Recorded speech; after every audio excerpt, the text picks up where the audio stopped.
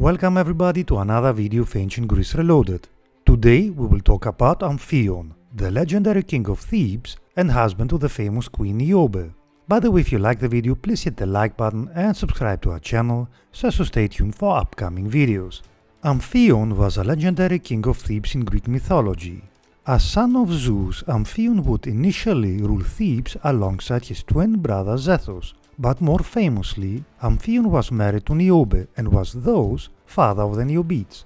Amphion is forever associated with the Greek city of Thebes, but he and his twin brother Zethus were not born there. The story of Amphion, though, does start in Thebes, for there resided Antiope, the daughter of Nycteus, the usurping ruler of the city. Taken by the beauty of Antiope, Zeus would come to Antiope in the disguise of a satyr, for Antiope was a follower of Dionysus, and Zeus would thus lay with Antiope. Later Antiope, knowing that she was with child, fled from Thebes, fearing the reaction of her father if he was to discover that she was pregnant. Antiope would find a new home in Sicyon, where she wed King Hippopeus. When Nycteus found that his daughter was in Sicyon, he led his army to retrieve her. This first attack was repulsed and Nycteus was mortally wounded in the attempt. But before he died, Nycteus charged his brother, Lycus, to try again. The attack of Lycus was successful, and the heavily pregnant Antiope found herself being returned to Thebes. Prior to arriving back in Thebes, the time came for Antiope to give birth, and twin boys were born, but Lycus decided that the babies would be left to die upon Mount Kithaeron, probably presuming that they were the sons of Hippopeus. These twin boys were of course Amphion and Zethus. Although left exposed, Amphion and Zethus of course did not die, for they were found by shepherds who raised them. Not a great deal of detail is given about the pre-adult part of the life of Amphion, but whilst Zethus became a master of hunting and stockholding, Amphion was far more artistic and he became a great musician. Some tell of Hermes presenting Amphion with a lyre, possibly because Amphion was after all Hermes' stepbrother, but some tell that Hermes and Amphion were lovers. Whilst Amphion grew into adulthood, in Thebes his mother was being treated no better than a slave by Lycus and his wife Dirce.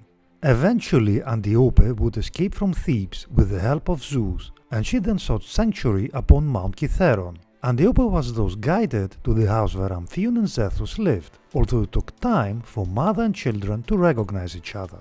When Amphion and Zethus discovered the manner in which their mother had been treated, they sought revenge upon Dirce and Lycus. Thus, it was that Dirce was located by Amphion and Zethus, and the queen of Thebes was tied to a bull, whereupon she was dragged to her death. Amphion would then throw the body of Dirce into a well. Some also tell of Amphion killing Lycus, although others tell of Lycus being sent into exile instead.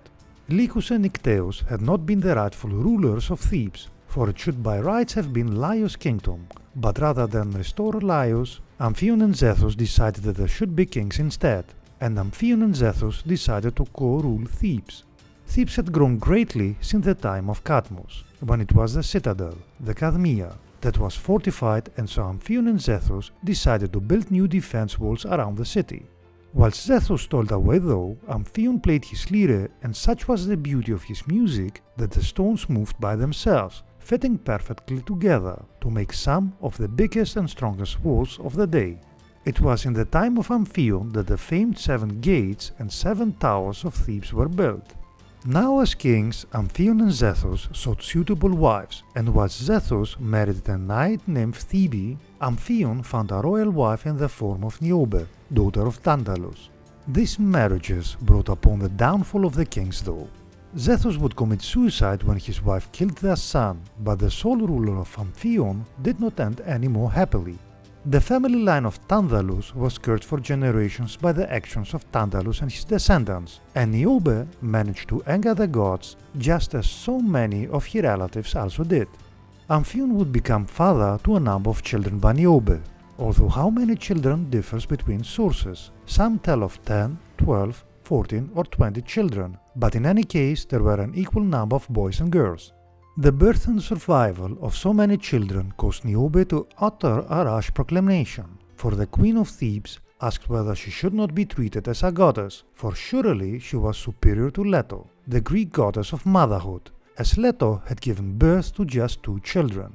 Now no goddess would accept such an affront to their dignity, and as the children of Leto were Apollo and Artemis, neither were they going to allow such an insult to go unpunished. Thus it was that Apollo and Artemis came to Thebes, and unleashing their bows and arrows, all of the children of Amphion, save perhaps Chloris, were killed, Artemis killing the girls and Apollo the boys. Now it is commonly said that Amphion committed suicide, falling upon his own sword when he discovered that all of his children had been killed. Others though tell of Amphion seeking revenge upon Apollo and Artemis, and the king of Thebes was thus said to have attacked the temple of Apollo at Delphi, but was struck down by an arrow of Apollo before he could destroy it. Subsequently Amphion was buried in the same burial mound as his brother Zethus. After the death of Amphion, the vacant throne of Thebes was filled by Laius, the rightful king of Thebes.